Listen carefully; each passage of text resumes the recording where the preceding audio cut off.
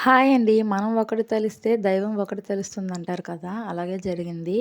నేనొకటి అనుకుంటే ఇంకొకటి జరిగింది. అసలేమైందంటే మొన్న గవరపాలెం సంబరం అయినప్పుడు గవరపాలెం సంబరం చూసుకొని అలాగ మా పిన్ని వాళ్ళ ఇంటికెళ్ళిపోయి నైటంతా ఉండిపోయి, మార్నింగ్ ఫ్రెష్ అయిపోయి అలా అనకాపల్లి నౌకాల తల్లి దగ్గరికి వెళ్లి దర్శనం చేసుకుందామని అనుకున్నాము. మార్నింగే లేసి ఫ్రెష్ అవుతుంటే మా బావగారైతే ఫోను చేశారు. పాప మెచ్యూర్ అయింది. మీరు త్వరగా వచ్చేయండి అనైతే ఫోను చేశారు.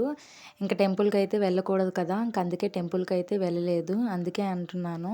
మేము అనుకున్నది ఒకటి, జరిగినది ఒకటన్నమాట.